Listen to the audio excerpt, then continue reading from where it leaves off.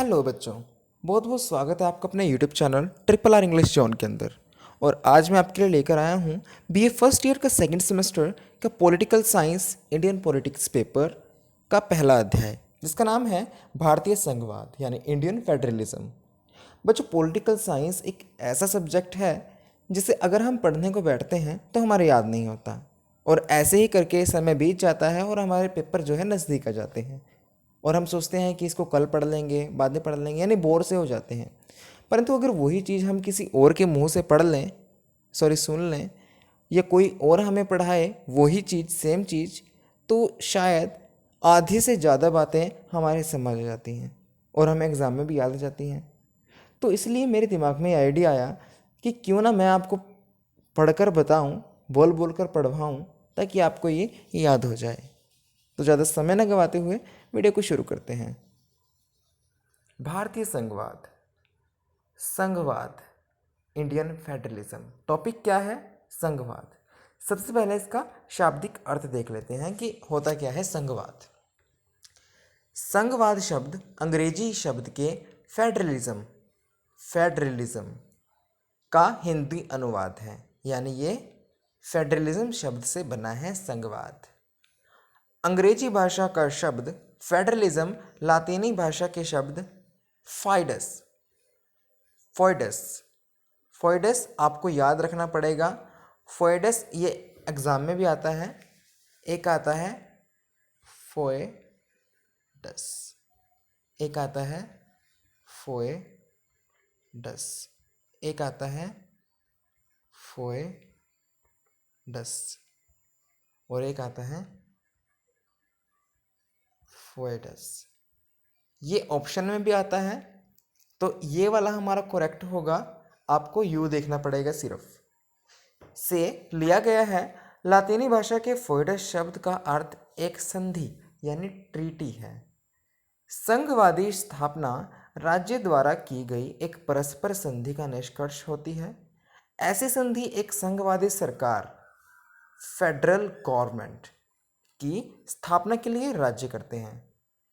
इस तरह उस संधि द्वारा शक्तियों का विभाजन किया जाता है और यह विभाजित शक्तियां सर्वोच्च संविधान में अंकित की जाती हैं। जो शक्तियां संघ सरकार यानी फेडरल गवर्नमेंट को दी गई हैं, उनका शासन प्रबंध करने के संघ सरकार पूर्ण तौर पर स्वतंत्र होती है। जो विषय प्रभुत्वशाली राज्य ने अपने पास रखे हैं, उन विषयों का शासन प्रबंध राज्य सरकार आप करती है। इस पर संधि द्वारा उन राज्यों ने अपनी प्रभुसत्ता उस संघीय सरकार, फेडरल गवर्नमेंट को सौंप दी है।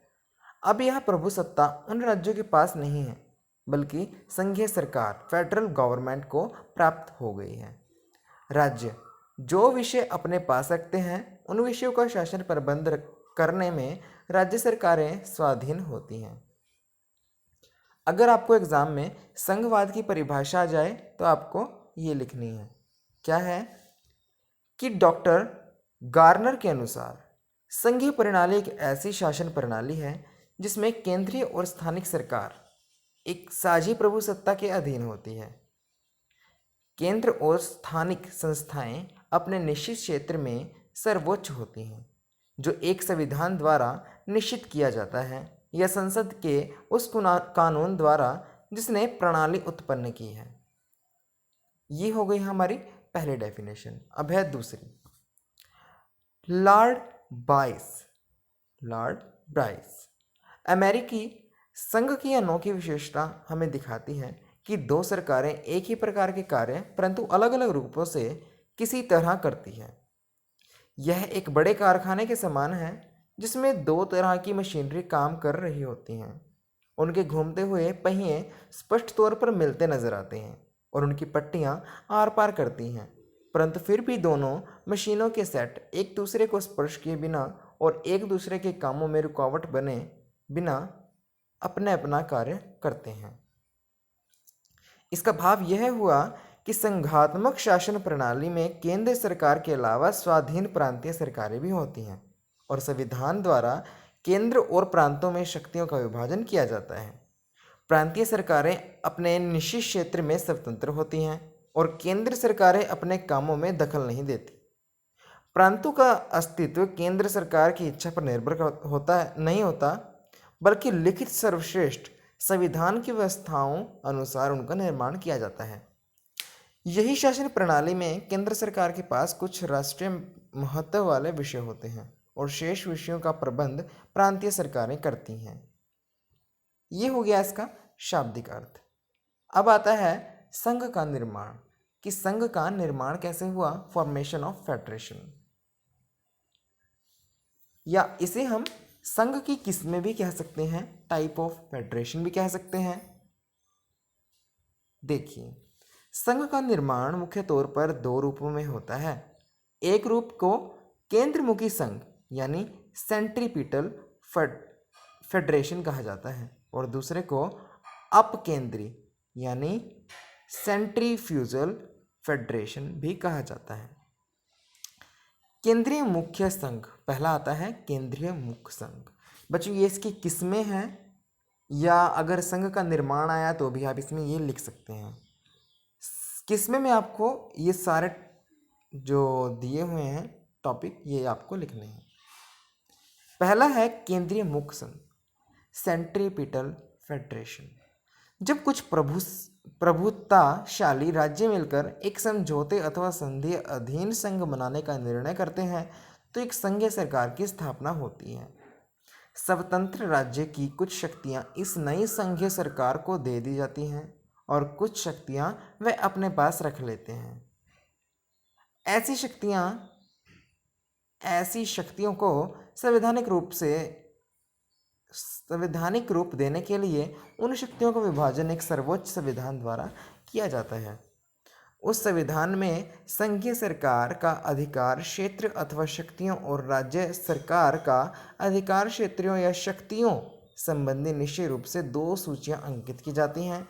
जो शक्तियां उनके वर्णन इन दोनों सूचियों में वर्णन नहीं होता, यह शक्तियां संधि अनुसार या तो संघीय सरकार को दे दी जाती हैं या राज्य सरकार अपने पास रख लेती है।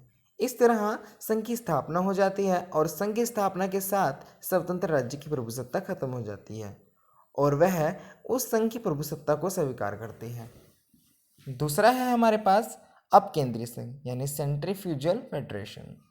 जब एक बड़ा राज्य अपने आप को कुछ इकाइयों में विभाजित कर देता है और उन इकाइयों को कुछ स्थानिक महत्वता वाले विषयों का शासन प्रबंध सौंप देता है और राष्ट्रीय महत्ता वाले विषयों का शासन प्रबंध एक एकात्मकवादी राज्य अपने पास रखता है, यानी बची शक्तियां एकात्मकवादी राज्य की इच्छा अनुसार या तो संघीय सरकार को या राज्य सरकार को सौंप दी जाती हैं। इस तरह के संघ को अपकेंद्रीय संघ कहा जाता है। संयुक्त राज्य अमेरिका यूएसए केंद्रीय मुखी संघ की महत्वपूर्ण उदाहरण बनता है और भारत अपकेंद्रीय संघ यानी सेंट्रीफ्यूजल फेडरेशन की एक आदर्श उदाहरण माना जाता है। आगे है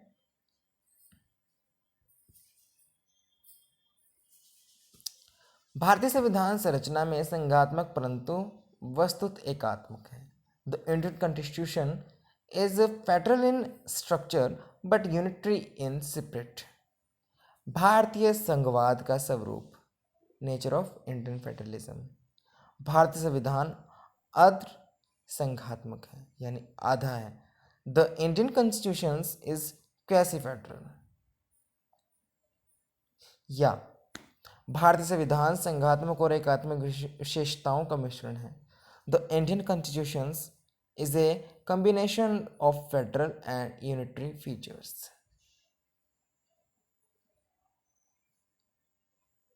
आगे है भारतीय अनोखी किस्म का भारतीय की परिस्थितियों के अनुसार एक संघ है।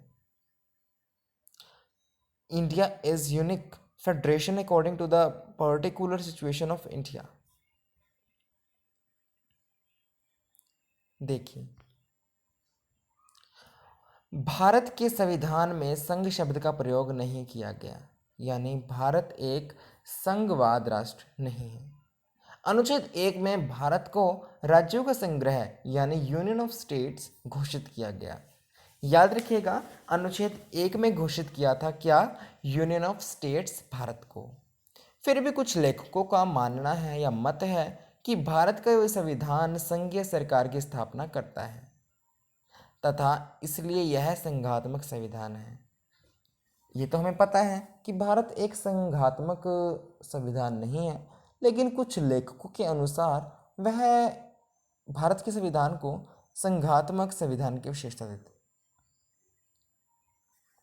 आगे है प्रोफेसर एलेक्सेंड्रोविक्स के अनुसार क्या कहते हैं कि भारत निसंदेह एक संघात्मक राज्य है जिसमें प्रभुसत्ता के तत्वों को केंद्र तथा राज्यों के मध्य विभाजित किया गया है। और दूसरी जो इसकी डेफिनेशन है वो है संथानम के अनुसार हमने एक ऐसे संविधान को प्राप्त किया है जो स्वरूप के पक्षों का संघात्मक और इसका संघवाद न्यायपालिका द्वारा पूर्ण तौर से सुरक्षित है। इसको भंग नहीं किया जा सकता।